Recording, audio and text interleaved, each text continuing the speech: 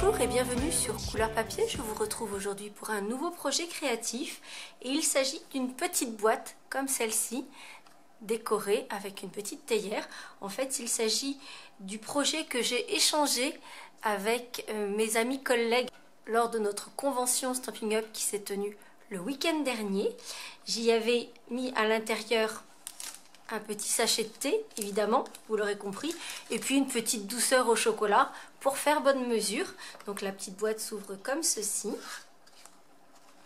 Donc c'est un projet que j'ai réalisé en nombre puisque j'en avais réalisé près d'une centaine et je vous mettrai sur le blog des photos de cet ensemble de petites boîtes parce que je trouve qu'effectivement le nombre donne quelque chose qui est assez joli. Mais ce qui veut dire également que c'est un projet que vous allez pouvoir également réaliser en nombre assez facilement si c'est pour un événement, un mariage, etc. Vous aurez la possibilité de réaliser ce projet assez facilement en grand nombre. Et l'inspiration de ce projet m'est venue avec une vraie théière que j'ai chez moi. Donc c'est une petite théière comme ceci. Et en fait c'est une théière Jean-Paul Gaultier, d'où les petites rayures. Et puis la rose que l'on voit ici. Et c'est donc cette théière qui m'a inspiré ce petit projet. Comme vous le savez, nous entrons dans une période un petit peu particulière des fins de série, ce qui veut dire que certains projets sortent du catalogue, peuvent disparaître très rapidement de la boutique. Et en l'occurrence, pour le projet que je vous propose aujourd'hui, nous allons utiliser l'enveloppe punchboard qui sort de notre catalogue. C'est un crève-cœur, mais je sais que vous êtes nombreuses à l'avoir, ou si vous ne l'avez pas encore, vous savez qu'il y a plein de projets autour de l'enveloppe punchboard sur ma chaîne, donc je vous encourage à acquérir ce petit objet qui est vraiment top parce qu'il coûte pas très cher et il est extrêmement polyvalent. On peut faire plein de choses. C'est-à-dire que l'idée de cet outil est au départ de faire des enveloppes, mais comme vous allez le constater, nous allons en faire une petite boîte. Je vais également utiliser le set de tampons Tea Together qui est dans le catalogue printemps-été et qui lui est poursuivi dans le nouveau catalogue 2019-2020. Donc on aura là le bonheur de pouvoir encore l'utiliser et je vais utiliser le set de dies qui est assorti. Alors si vous l'avez choisi durant Célébration, vous avez pu avoir ce set de dies en cadeau, mais la bonne nouvelle c'est que ce set de dies va intégrer lui aussi le catalogue 2019-2020. Donc si vous ne l'avez pas encore, vous aurez la possibilité de l'acquérir par la suite dès que le nouveau catalogue sera disponible, c'est-à-dire le 4 juin. Et pour terminer, j'ai utilisé ce set de tampons incroyable comme toi avec des très jolies fleurs, des jolis messages. Et en l'occurrence, moi ici, je n'ai utilisé que cette série de rayures pour faire les petites rayures effet Jean-Paul Gaultier sur ma théière, sachant que ce set-ci disparaît également du catalogue. Donc si vous voulez faire ces jolies fleurs avec ces rayures, c'est le moment, profitez-en avant qu'il ne soit trop tard. Pour réaliser cette petite boîte, vous allez voir que ça va être très simple. Il nous faut uniquement un carré de papier. Donc ici, je vais faire le positif-négatif, c'est-à-dire que je vais faire mon projet en rouge, cerise carmin, et ma petite fleur sera en bleu. Donc il me faut un carré de papier, ici rouge cerise carmin, qui mesure 5,5 par 5,5. Vous en avez l'habitude, sur le blog, vous allez retrouver le plan de marquage, aussi bien en système impérial qu'en système métrique. Mais vous le savez aussi, quand j'utilise l'enveloppe punchboard, je préfère nettement utiliser le système impérial, puisque les mesures en système impérial, vous les voyez directement ici, elles sont bien visibles, alors que les mesures en système métrique sont en relief dans le fond et qu'elles sont nettement moins visibles.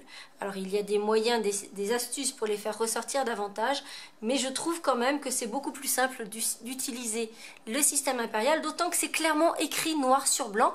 Donc si on vous dit que c'est 2,5, vous allez à 2,5 très simplement, sans vous poser de questions, sans savoir si ce sont des inches, des pouces ou des canards laqués. Mis à part ce carré, il vous faudra une chute de papier murmure blanc dans sa version épaisse pour découper notre théière et sa petite fleur. Cela dit, si vous avez toujours des difficultés avec le système impérial, je vous rappelle que j'ai fait une vidéo spécifique pour expliquer ce système et comment le comprendre, et je vous remettrai le lien juste ici pour pouvoir retrouver cette vidéo. Première étape, je vais simplement découper avec mes dies la forme de la fleur et celle de la théière. Et je vais les découper simplement dans mon papier blanc puisque en fait, je vais utiliser mon Stamparatus pour ensuite tamponner la théière, les rayures et ma fleur. Et ça, c'est une technique que là aussi je vous ai montré, je vous remettrai le lien, qui est extrêmement utile quand on a besoin de faire des projets en nombre.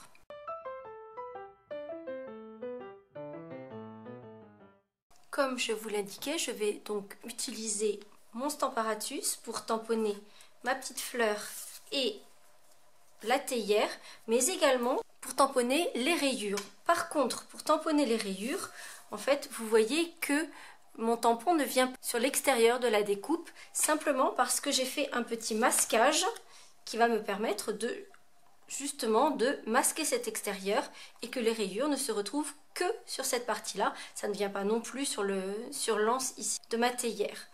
Pour cela, je vais simplement tamponner ma théière sur du papier post-it et je vais masquer les extérieurs de ma théière.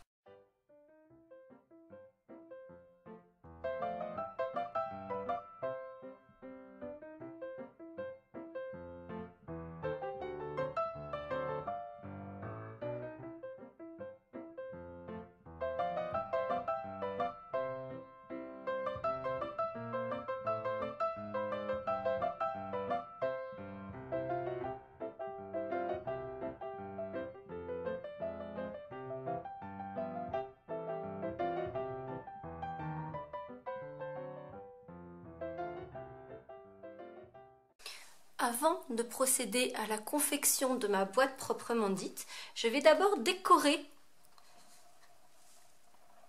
la petite boîte.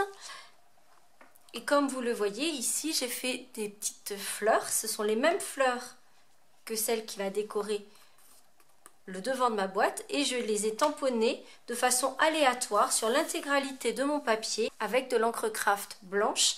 Et je profiterai aussi, avant que ma boîte soit montée, pour colorier avec mes Stampin' Blends ma petite fleur.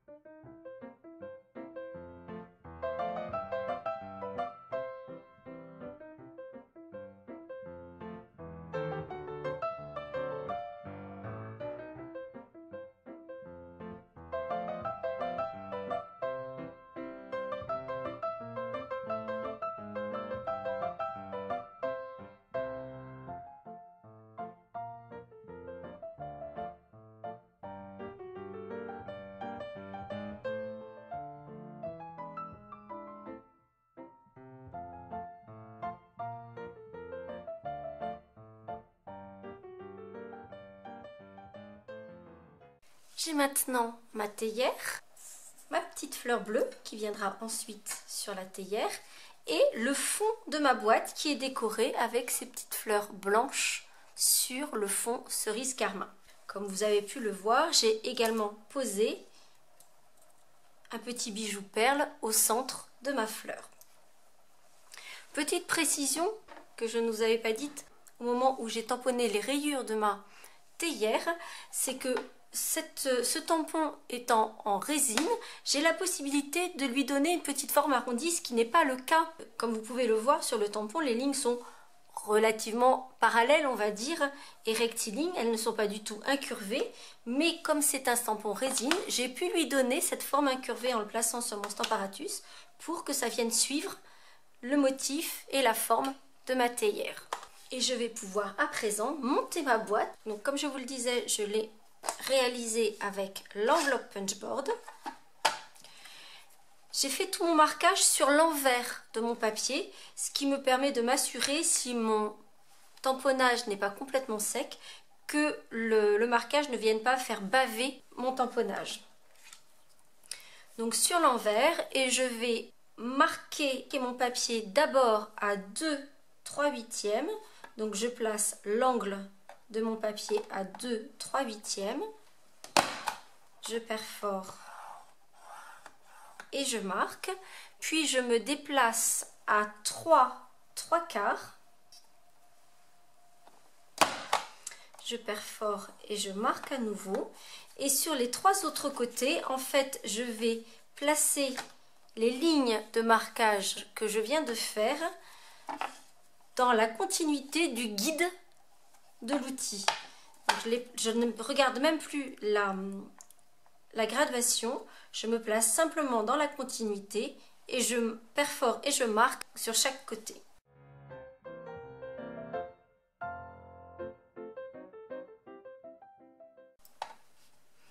Et je vais arrondir l'angle d'un des petits triangles. Pour les autres, ça n'est pas nécessaire.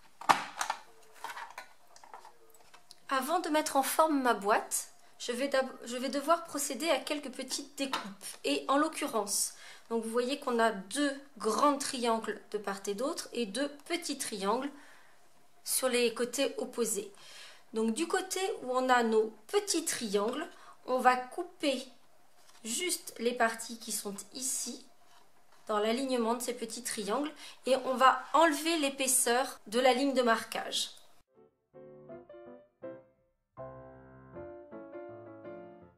Maintenant que les découpes sont réalisées, on va appuyer toutes les lignes de marquage. Puis nous allons pouvoir mettre notre boîte en volume, mais il y a des morceaux qu'il va falloir enlever. C'est-à-dire que dans un premier temps, on va déjà juste enlever une petite pointe d'un des grands triangles, sans qu'il y ait forcément de mesure, juste un petit bout de la pointe. Et en fait, notre boîte va se monter comme ceci. Hop, ça vient en bas. Et avec la fermeture en haut. Et comme vous pouvez le voir ici, on ne voit pas ce grand triangle sur ma boîte, puisqu'en fait, j'ai découpé ici cette pointe pour que ça me fasse une jolie ligne au milieu. Alors, si vous avez qu'une ou 2 petites boîtes à faire, vous allez le faire comme cela. C'est très simple et c'est sans aucun problème. En revanche, petite astuce, si vous en avez beaucoup à réaliser, vous voyez, en fait, je me suis fait un bloc de papier qui va rentrer impeccablement dans ma boîte. Ce qui veut dire que ça va me faire quelque chose qui va être ferme, dur à l'intérieur. Et du coup, pour faire tout mon marquage, j'aurai quelque chose qui sera beaucoup plus facile à faire. Donc je vais simplement faire un petit trait en haut et en bas, là où il y a les intersections de mes papiers.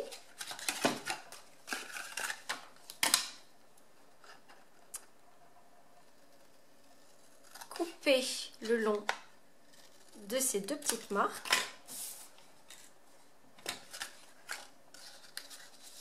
Puis je vais poser mes adhésifs. Pour le fond de la boîte, je vais les coller avec de l'adhésif double face. Quand on est sur des tranches, comme ici sur les arêtes, je trouve qu'on a quelque chose de plus propre lorsque l'on le colle avec de l'adhésif double face. Pour le dessus, je vais le faire avec de la colle multifonction parce que là, en revanche, ce sera beaucoup plus rapide. C'est-à-dire que je vais coller les arêtes du fond de ma boîte en collant, en alignant bien les 2 côtés. Je vais replacer ma cale. Si vous n'en avez qu'une ou 2 à faire, ça sera aussi rapide sans la cale évidemment. Mais si vous en avez beaucoup, je vous assure que ça rend un fier service. Et puis, je vais faire une petite ligne juste à l'endroit où se rejoignent les 2 côtés, ce qui me permet de savoir exactement où je dois poser ma colle. Ce qui veut dire que derrière, je vais mettre de la colle juste ici et coller les 2 premiers côtés.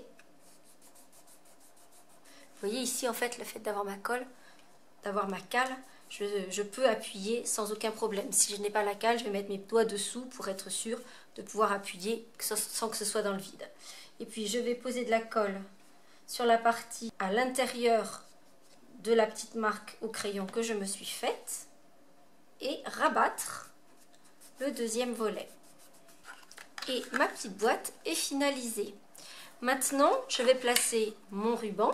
Pour cela, je vais reprendre mon adhésif double face et je vais le faire débuter sur un côté, à peu près à la hauteur du petit creux que l'on a ici. Donc je place mon adhésif et je vais faire le tour sans recouvrir cette partie-ci. Simplement parce que sur cette partie-ci, en fait, le ruban ne doit pas être collé pour pouvoir servir de maintien à la fermeture de ma boîte. Je vais ensuite prendre mon ruban. Ici, j'ai choisi le ruban gris granit. Pour mon prototype, j'avais choisi le ruban Vichy bleu marine. Et pour poser le ruban, cette fois-ci, je vais commencer au centre du dos de la boîte, celui où il n'y a pas la jonction. Et je vais faire tout le tour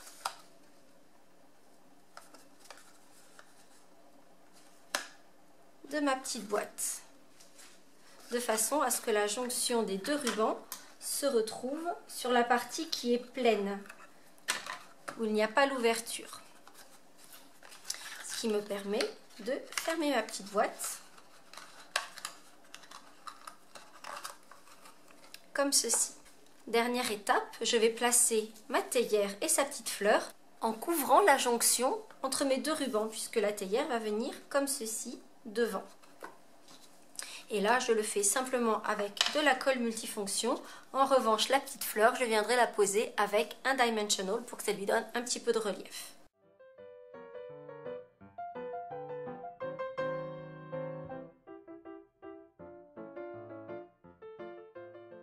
Et voici ma petite boîte avec sa théière Jean-Paul Gaultier en version bleu et rouge ou en version rouge et bleu. Pour mes petits swaps, j'y avais ajouté une petite étiquette maintenue avec notre galon de lin tressé. Et je suis venue poser ma petite étiquette juste là. J'avais utilisé l'étiquette du set de dies anniversaire détaillé.